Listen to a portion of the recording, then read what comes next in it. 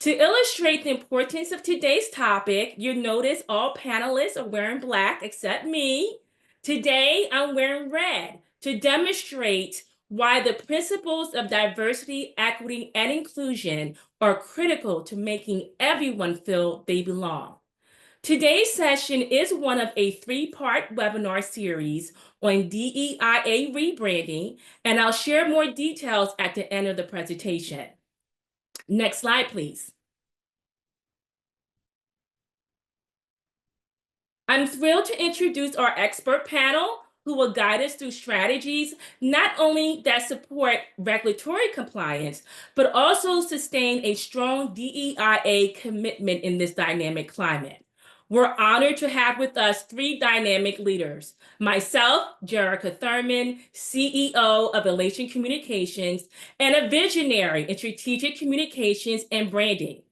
Dr. Jacob Easley II, CEO of Xcelerated Excellence, and a thought leader in equity and leadership development. And Dr. Alicia Michelle Straughter, CEO of AMS Consulting, and a trailblazer in compliance, policy, and inclusive organizational design. I also would like to acknowledge my colleague, Gigi Shepard from Elation Communications, who will be moderating the chat. Together, we bring a wealth of experience and insight to today's conversation. But before we move forward, please share three topics in the chat that you'd like to discuss today. And at the end of the presentation, we'll have a Q&A. Next slide, please. So let's start with a brief introduction to Elation Communications. We are a leading consultancy specializing in DEIA rebranding, strategic messaging, and corporate transformation. Our work is rooted in helping organizations navigate change, remain compliant, and strengthen brand identity in today's evolving business and regulatory environment. Next slide, please. Our mission is simple and powerful. We aim to help organizations align communications with culture, compliance, and impact. We believe that effective messaging, especially around DEIA, drives both internal unity and external reputation. Next slide, please. So why do industry leaders trust Elation Communications?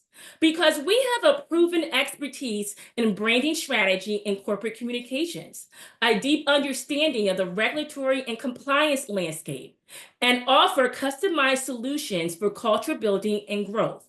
We also have a track record of delivering measurable results. We partner with clients to build brands that stand strong, even in uncertain times. Next slide, please. Our integrated services support your organization's full communications journey. We reshape corporate narratives for inclusivity and regulatory compliance in ways that provide consistency and clarity. We help align teams and leadership around a shared DEI vision. We guide messaging around politically sensitive or disruptive issues. We help you tell your story in a way that resonates with your mission and values, and we equip your leaders with the knowledge and tools to act. So why does DEIA rebranding matter, especially now? It enhances communication and engagement internally and externally. It aligns your brand with organizational values, and it allows for adaptation to political and social dynamics without losing purpose. DEIA isn't going away, but how we talk about it and live it must evolve. Let's talk about what's happening right now. Recent executive orders and political actions introduced by the Trump administration are reshaping the regulatory environment. The executive orders that significantly impact DEI efforts are Executive Order 14173, ending illegal discrimination and restoring merit-based opportunity by limiting racial, gender, or other demographic preferences. Executive Order 14151, halting divisive government DEI programs and training. Executive Order 14168, restricting the inclusion of gender identity considerations in federal policies and favoring biological sex as the defining criteria, and threats to withhold federal funding from schools and institutions that implement DEI programs focusing on race, gender, or other protected classes. These directives are influencing how companies frame DEIA legally and reputationally. In this climate, we need courageous leadership. Leaders must stay informed and responsive, build coalitions within their organizations, reframe DEIA in ways that are mission-driven and compliant, and protect employees while honoring diverse identities. This is not the time to retreat. It's the time to lead with clarity and purpose. On today's call, we will provide problem-solving approaches to achieve just that. Next slide, please. At this time, I will turn the floor over to my colleague, Dr. Jacob Easley. Thank you, Jerrica. If you will, we have a poll that's projected here for you, and we would like your input. So how do you believe DEI initiatives contribute to a company's overall success? We'll take a few minutes for you to respond.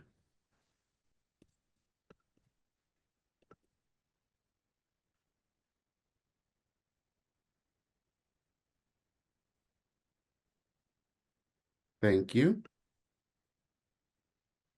If you could, post the results for us. Excellent. So you can see that most of us are landing with item 2, which is by fostering innovation and diverse perspectives, which is right on target for one of the missions of this presentation today. But before we talk about this issue in detail, I think it's important that we define what DEIA means. DEIA refers to diversity, equity, inclusion, and accessibility. DEIA represents the values, strategies, practices, and outcomes of organizations that reflect differences among individuals and groups, particularly those who are underrepresented. They reflect matters that are fair and ensure the belonging of those diverse individuals and groups.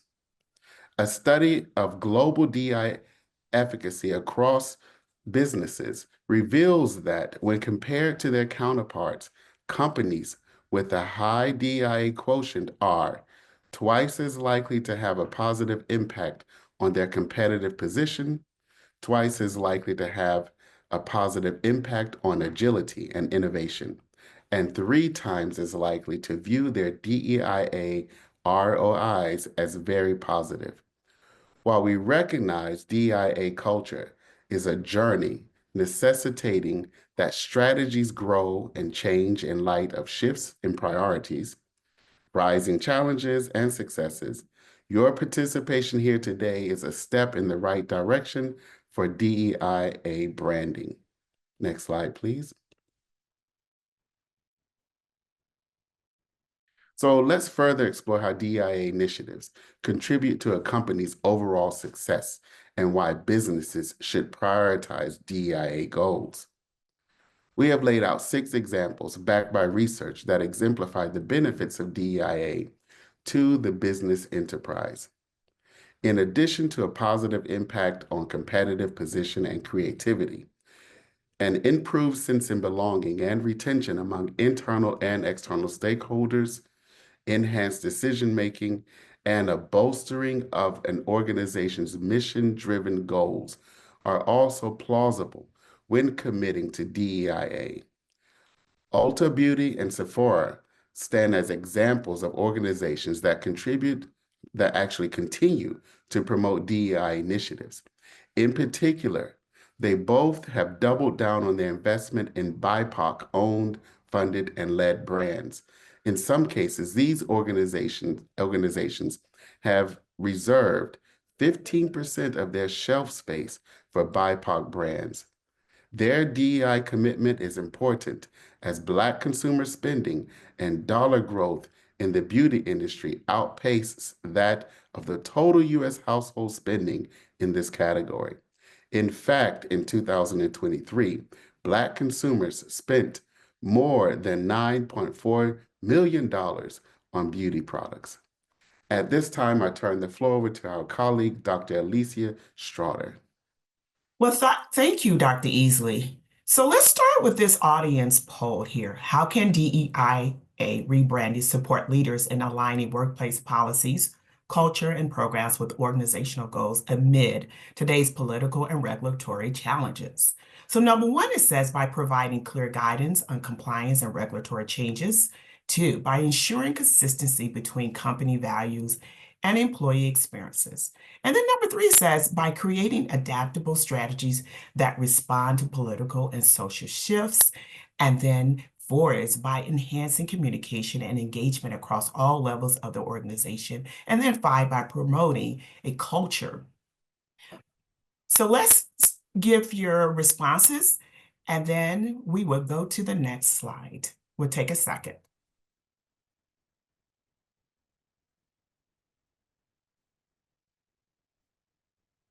Okay, so it looks like we have a good percentage of individuals by creating adaptable strategic strategies that respond to political and social shifts. So this leads me into my next question. How can DEIA rebranding support leaders in maintaining alignment between workplace policies, culture, and impact-driven programs while navigating today's political regulatory shifts, challenges? So here's how. Next slide, please. This triangle represents the new core of rebranding DEIA. Moving from statements to systems, at the top, we begin with language and vision, because how we define DEIA shapes how we implement it. Okay, we anchor DEIA by rethinking how it's embedded in strategies and systems, aligning it with operations, policy, and decision-making. And then finally, we bring it to life by repositioning DEIA through behavior and belonging, the everyday culture, building moments where people feel seen and valued. So this is not a checklist, though. It's a dynamic framework to embed inclusion across the organization. Now I will turn it to Jerrica Thurman. Thank you, Dr. Straughter. And thank you, audience, for bearing with us as we got the chat active. You should now be able to put your comments in the chat and to catch up. Please put in the chat where you're from, your city and state. We'd love to welcome you, as well as your 3 topics that you'd like to be discussed today. Any questions that you might have. And at the end of this presentation, we will address those questions. Thank you for your patience. So let's move on to the next section with an audience poll. The next poll is, what do you see as the biggest reason DEIA rebranding is essential for organizations in today's political and regulatory climate? Please take time to select one of the 5 answers to ensure compliance with evolving laws and policies, to protect and enhance corporate reputation, to maintain employee engagement and workplace culture, to align with shifting social expectations and stakeholder demands, or to drive long-term business sustainability and innovation. So that should have been enough time to give you a chance to respond. Let's see the results. Okay, so it's like we're neck and neck is with the first and the 5th answer. It looks like the last answer has the most votes with to drive long-term business sustainability and innovation. So that's great feedback. Thank you. So now let's look into this foundational question. Why is DEIA rebranding essential for organizations to successfully adapt to today's political and social climate? The answer lies in one word: adaptation. Today's regulatory and social political landscape is shifting rapidly. Organizations are under scrutiny legally, socially, and reputationally. What was celebrated 5 years ago may now trigger controversy, legal challenges, or reputational risk. DEI rebranding isn't about abandoning core values. It's about reframing your messaging, your policies, and practices in a way that meets current regulation standards, aligns with organizational mission and values, continues to support equity and inclusion in substance, even if the language must evolve. By rebranding, you're not retreating, you're getting smarter. You're future-proofing your DEIA strategy. Next slide, please. Now let's address a key concern. What's the difference between compliance and over-compliance in light of recent executive orders on DEI? Trump's executive orders call for restrictions on race-based training and hiring practices, increased scrutiny of government contractors and funding recipients, a shift toward colorblind or patriot-centered language, and calls to eliminate the divisive concepts in public institutions and education. Organizations must comply with these mandates, particularly if they receive public funding or federal contracts. However, over-compliance happens when fear takes over and organizations cancel all DEI programs unnecessarily, strip internal initiatives of cultural significance, silence employee resource groups or equity-related dialogues, and or overcorrect in ways that harm morale, engagement, and retention. Compliance is about adjusting practices to meet regulatory requirements. Over-compliance is self-sabotage. It creates cultural confusion, disengagement, and reputational decline. The goal is strategic compliance, balancing compliance safety with cultural integrity. Let's look at some organizations doing this successfully. Ben & Jerry's reframed their activism to focus on values-driven equity aligned with brand identity. Salesforce shifted from DEI-specific language to inclusive talent access and equity outcomes, maintaining programs but updating language. The key, they didn't abandon DEIA. They evolved how they present it. Next slide, please. At Elation Communications, we've developed a 7-point DEIA rebranding strategy that supports both compliance and continued impact. Our 7-point DEIA rebranding strategy helps organizations comply confidently, engage meaningfully, and protect and evolve their brand identity. Here's how it works. We evaluate your existing communications, policies, and DEI materials to identify high-risk or outdated language. We help you shift from politically charged terminology to mission-driven, compliant, neutral language without losing your equity focus. We collaborate with organizations leaders to ensure your DEIA strategy aligns with current executive orders and local laws. We equip leaders and staff with the tools to communicate confidently, consistently, and in alignment with rebranded messaging. We root DEIA efforts in your organizational mission and core values, anchoring inclusivity in your why. We help you build data-driven dashboards to monitor employee sentiment, engagement, and external brand perception. And we prepare you to respond swiftly to political shifts or regulatory challenges with pre-approved talking points and action plans. Why is this strategy important? Because in this climate, silence isn't safe, and neither is reckless action.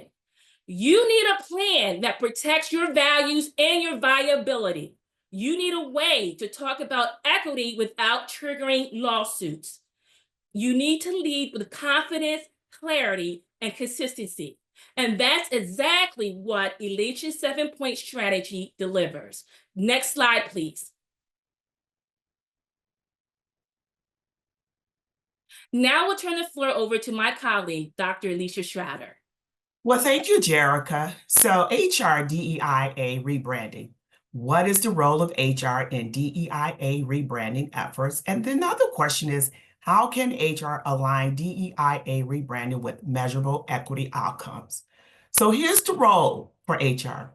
HR plays a critical and central role in rebranding DEIA because they touch every part of the employee experience, whether it's shaping hiring pipelines, reviewing internal policies, onboarding new leaders, or holding a space for learning. HR is where equity becomes very real. In this moment, rebranding DEIA also means rethinking how HR policies and communications and practices are perceived. It's not just about compliance, though.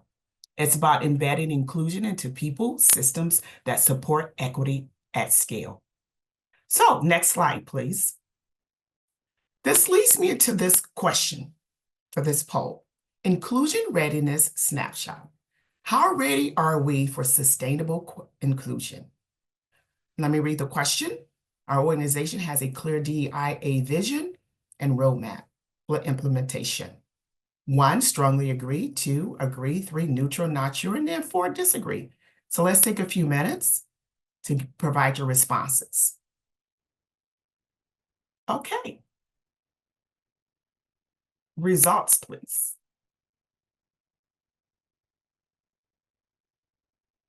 So it looks like we have 2 agree. This takes me to the next slide. Thank you for your responses. So, aligning DEIA with measurable equity, going beyond optics, strategic belonging, and community transformation. So, to move from intention to impact, HR must align DEIA with measurable equity. That means tracking more than training sessions or headcounts. It means asking a few questions. Are policies being applied equitably? Do our systems advance inclusion or reinforce bias? We can use tools like DEI scorecards, equity audits, and behavior accountability checklists to measure what really matters. This alignment transforms HR from a DEIA support team into a strategic driver of inclusive, sustainable change. So, when we talk about that, here it is. In today's landscape, it's imperative that organizations move beyond performative diversity gestures to achieve sustainable DEIA impact. Superficial measures may enhance optics, but fail to address underlying systematic issues. To foster genuine inclusion, we must integrate DEIA principles into the very fabric of our organizational culture, policies, and practices. So, this involves prioritizing expertise and experience over mere visual representation and creating a space where diverse voices are not just seen, but actively heard and integrated into decision-making processes. Also, organizations should focus on comprehensive strategies that create environments conducive to a genuine advancement of individuals from underrepresented groups. So, this means moving beyond tokenism and ensuring that DEIA efforts translate into measurable business outcomes. So let me share a few examples. Following President Donald Trump's executive orders aimed at dismantling diversity, equity, and inclusion initiatives, several nonprofit organizations have restructured to comply with new federal mandates to mitigate potential funding risk. So here's one. Rice University renamed its Diversity, Equity, and Inclusion Office to the Office of Access and Institutional Excellence.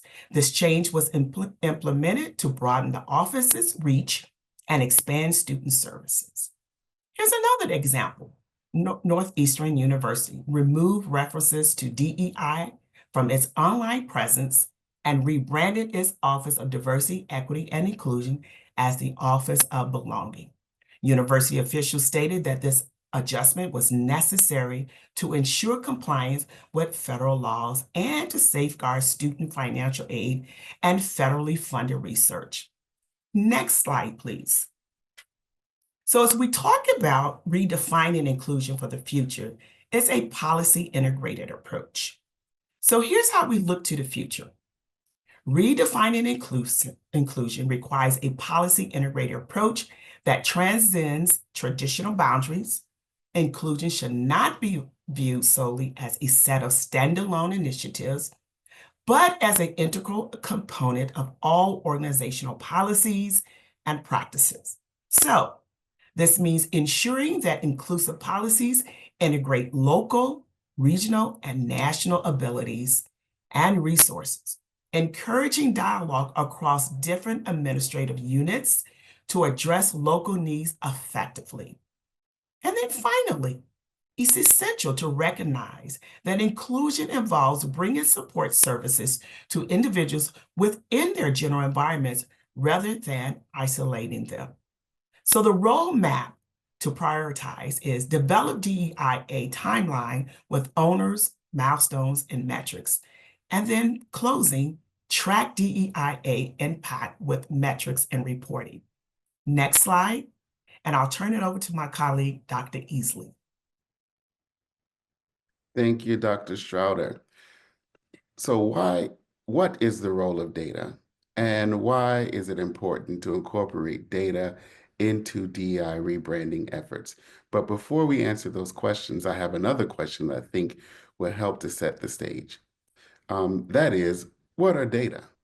And for the purpose of our convening today, data are a collection of relevant and timely values that convey information.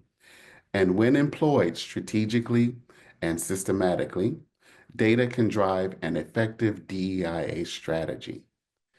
Data can be used to monitor benchmark outcomes, to foster transparency and engagement among stakeholders in decision-making, to inform accountability, as well as to drive forward a mission-driven success. So with this definition in mind, we ask that you share your insights on your use of DEIA in rebranding. Next slide, please. So what is the most challenging area of DEI data use for your organization?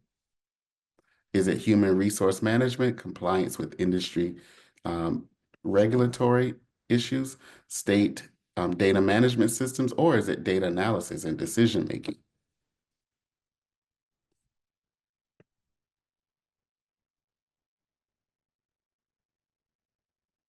Okay. Let's see where folks are. Oh, thank you for your feedback. It seems like 39% have identified compliance with industry or regulatory standards as the greatest challenge, followed by data analysis and decision making. So thank you for that. Next slide, please.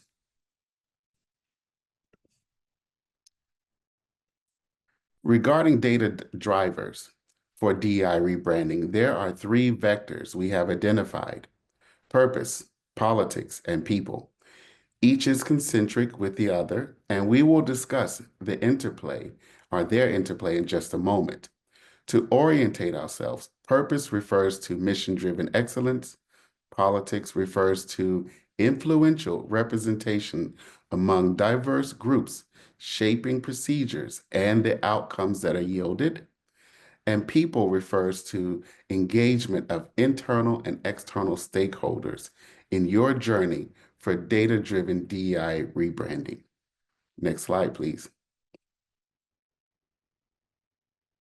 We can't stress enough the importance of data use in a global economy, particularly when we are dependent upon knowledge diversity and innovation. Through data-driven DEI rebranding, it is essential to invest in people and systems to ensure a strong culture of data literacy, particularly among organizational leaders. We must systematically monitor, measure, and respond to outcomes of our efforts to inform continuous improvement.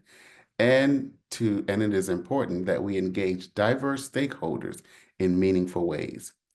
An investment in data-driven DEI rebranding strengthens the organization's capacity for informed decision-making and problem-solving for mission-driven excellence. Next slide, please.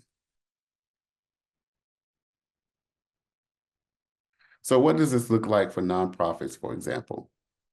One of the common needs for data use is to further one's brand reputation for grant applications as well as for fundraising. These often entail creating a data story of one's brand distinction, competitive market competition, as well as one's value proposition.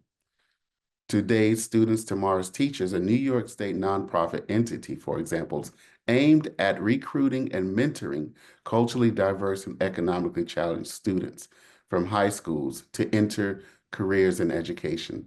The organization has grown from 7 students in the 1990s to over 1,000 present day. The organization initially serviced a single county in the state, but expand its reach to nearby states by partnering with more than 23 school districts. A chief strength of the organization has been its use of data to convey a compelling story of meeting the challenges related to the teacher shortage. Their data efforts have informed recognition by the New York State Board of Regents and solidified their political and competitive position and increased funding from both private and public sectors. So using the vectors, purpose, politics, and people, a data system for DI rebranding can be charted. So as you see here on your screen, we'll talk a bit about what this looks like in action. Best practices to consider when developing data systems includes practicing great data hygiene and closing the loop on data cycles for strategic problem solving. In doing so, data should be used to inform needs analysis for goal settings, to inform risk analysis for achieving said goals, for understanding the preparedness and readiness of frontline stakeholders for evidence-informed implementation of DEI strategies, to establish benchmarks for progress monitoring, to employ data quality audits, to form sound decision-making for the procurement of appropriate tools, such as software and CRMs, and for the development of data management systems. And lastly, it should be used to shape data representation and reporting. To further illustrate how organizations might incorporate data in DEI rebranding while driving mission-driven excellence, Kroger, a popular supermarket chain, continues to report an equity dashboard publicly to include an account of diverse partnerships with over 100 new diverse suppliers and equitable engagement with communities to a tune of $1.5 million. And now I turn the floor over to our colleague, Jerrica Thurman, who will outline the history of DEI. Thank you, Dr. Easley. Before we move forward, I would like to thank the participants for your activity in the chat. Thank you for sharing where you're from. I'd like to just acknowledge some of you all now. We have some people from Chicago joining, and Washington, D.C., from Philadelphia, Baltimore, New Jersey, Virginia, Minneapolis, Minnesota. Thank you for being with us today. We have some people from Oregon, from Florida. And so I think I've called all the major areas. Thank you so much for being with us today. And we are glad that you took time to share your city and state in the chat. So now let's take this time to evaluate why words matter in a changing workplace. Words shape perception. The language we use to talk about diversity and equity isn't just semantics. It's a mirror of our values, our priorities, and our progress. As society evolves, so too must the vocabulary we use to build inclusive cultures. The language surrounding DEIA has undergone significant evolution, reflecting broader societal changes and a deeper understanding of inclusivity. Historically, terms and phrases that were once considered standard are now being re-evaluated to ensure they encompass all identities and experiences.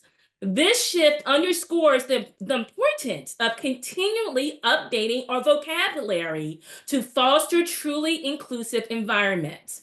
For example, The DEI journey began during the Civil Rights era. This period focused on EEO and affirmative action. The goal was clear: eliminate racial discrimination and establish fair hiring. The language reflected legal compliance and civil rights protections. By the 70s and 80s, the scope broadened. The term diversity emerged, now including gender, disability, and ethnicity. The focus shifted from race alone to a more multifaceted view of human difference, though the strategy was still largely compliance-driven. In the 90s and 2000s, organizations realized hiring diverse talent isn't enough if people don't feel included. The language evolved to inclusion and even belonging, emphasizing culture, engagement, and psychological safety within organizations. Now, fast forward to the 2010s, equity and justice enter the mainstream DEI vocabulary. These terms address systemic barriers, recognizing that fairness isn't just about equal access, it's about acknowledging and correcting structural inequities. As we moved into the 2020s, terminology became more inclusive and intersectional. Accessibility, especially for individuals with disabilities, gained prominence, giving rise to the acronym DEIA, and belonging reemerged, giving us variations like DEIB. We see a more holistic model of workplace culture. And most recently, we've seen a political pushback on DEI, which is influencing how organizations labor their programs. For example, JP Morgan Chase recently rebranded its DEI efforts to diversity, opportunity, and inclusion. These shifts don't necessarily change the mission, but the terminology is being reframed to align with the new narratives. So how do you keep up?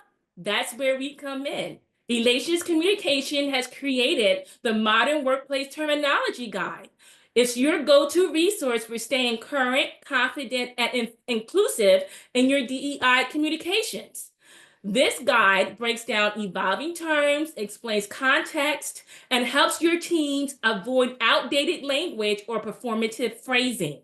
Whether you're updating policies, running DEIA training, or crafting brand messaging, this guide will keep your language as inclusive as your values.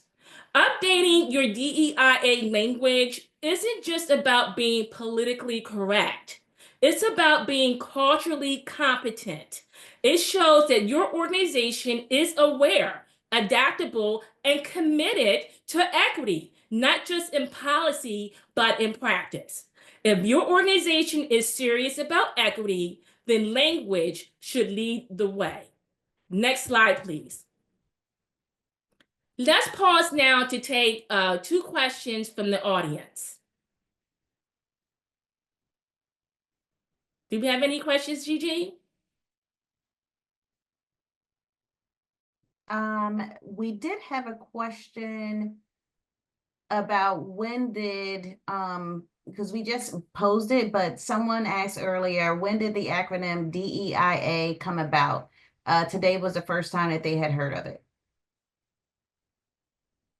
So I just shared the evolution of the DEIA language. It was again in the early 2020s to address accessibility. A represents accessibility. In some communities, it represents access, equal access. And so for the majority of our audience today, we wanted to acknowledge the A, because in many of your organizations, you all do address those areas. Thank you. Any other question? Feel free to put your questions in the chat, and we'd be happy to address them. So we'll come back. We'll circle back again for another time to ask questions.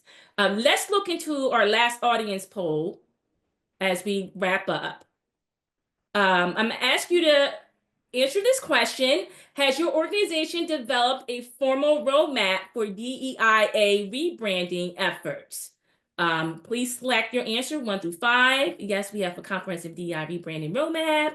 We're in the process of developing one. No, but we plan to create one in the near future. No, we have no current plans to develop a DEI rebranding roadmap, and you're just not sure. All right, so let's see what the responses are. What's the total? Okay, that's good news. The majority of you all are in the process of developing a DEI rebranding roadmap. Well, congratulations. All right, well, that's good news and very positive. Next slide, please. Our 7-point strategy is a holistic framework that integrates communications, culture, and compliance to help you rebrand from the inside out. So let's take some time to walk through each point. 1, compliance and communications audit. We begin with an audit, our diagnostic tool. We review your current policies, your communications, and your cultural climate. Are your DEIA commitments clear, consistent, and compliant with current standards? This foundational step uncovers gaps and aligns your brand with evolving regulatory and ethical benchmarks. 2, messaging reconfiguration. Once we understand the gaps and opportunities, we help you recalibrate your messaging. This is more than tweaking language. It's about aligning your values, tone, and visuals to reflect your authentic DEIA commitments while avoiding performative pitfalls. 3, stakeholder engagement. Next, we engage your most valuable voices, your employees, partners, community members, and clients. Through surveys, listening sessions, and focus groups, we co-create the path forward. Real transformation only happens when people feel heard and included. 4, implementation planning. Rebranding for your equity is a journey and not a one-time campaign. We help you design an implementation roadmap with timelines, roles, milestones, and metrics, and this turns intention into action and helps build accountability. 5, policy framework development. What's a brand without backing policies? We partner with you to update or create equitable policies around hiring, accessibility, vendor selection, governance, and more. These internal shifts reinforce your external image. 6, adaptive rebranding. This is where the transformation becomes visible. We support you in updating messaging and collateral, but in a way that reflects inclusive practices, not just aesthetics. Authenticity is everything. 7, risk assessment. Finally, we assess brand risk, reputation, regulatory, and relationally. We help you anticipate challenges, communicate transparently, and stay resilient under public scrutiny. A strong DEIA brand isn't just celebrated, it's protected. At Elation Communications, we don't just consult, we co-create. We blend strategy with storytelling, compliance with creativity, and vision with execution. Whether you're a nonprofit, association, university, or mission-driven brand, we're here to help you lead with equity and communicate with impact. Next slide, please. So at this time, we'll take a few more questions from the audience. Don't be shy. Feel free to put your questions in the chat. We actually have a couple questions, so I'm excited about it. So Malika asked, how do you communicate to those who are supportive of DEI that the rebranding is not a turn away from DEI? Well, I'll take that answer. Thank you so much for that question, Mary. Thank you so much for that. It's a great question. The key to communicating is, again, outlining really the full evolution of DEI and how, as we stated earlier today, that that's just been the course of this, where the reworking of language and has been a part of that journey of this country acknowledging and embracing DEI. And so essentially what we're encouraging is a focus on compliance. And so even and when this first started back in the civil rights era, it really has always been an issue of compliance. And so this is a new level of compliance, but it doesn't mean there's a need to again, eliminate any DIA focused initiatives. Is just reframing how we talk about them. And so usually that is a positive incentive to understand that the real program impact can continue. It's just how does the organization now change how they talk about that. And again, Elation Communications is here to assist you to achieve that through again a terminology guide and really presenting what we call neutral language to help get compliant, still know that you're making an impact with the communities that you serve, and maintaining and upholding the values of the organization. Any other questions? Yes. So Jim raised his hand. He says, in his experience is that equity was the most controversial aspect of DEI. Why do we think equity is so important? Dr. Easley, did you want to take that question? I can definitely address it. First and foremost, I think that we assume that there's one global or uniform understanding of equity. And so what I've come to realize is that equity, while there may be some global premises, that equity is still very contextualized. And what does that mean within your organization? So I think, like the idea of the question that Jerrica just responded to, is if we believe DI is a positive and we're in focus on rebranding, is still holding true to our values. So what does equity mean in your organization? So for example, I'll just give you a workplace example, changing schedules with someone. Someone had just recently had a new child, and while the workplace activity usually starts at 8 in the morning, this organization decided to change that person's schedule for 1 week. For half a year, so that person didn't have to report to work at 8 in the morning, having a new child. But then, of course, the schedule was reevaluated time into the future. But that's a simple example of equity. And those kind of practices that happen on the ground really shape how we feel about our organization, how we engage in the organization, how we understand the values of our organization, and as Jerrica has mentioned, the language we use to talk about our organizations. So I would just say that within each workplace, I think it's important to have a conversation around what equity means in that context. And of course, context shifts and changes as we've talked about through this presentation. So that's not perhaps a one-time conversation, but a conversation that we revisit as conditions change. Thank you. Are there any other questions? Yeah, we have one in the Q&A.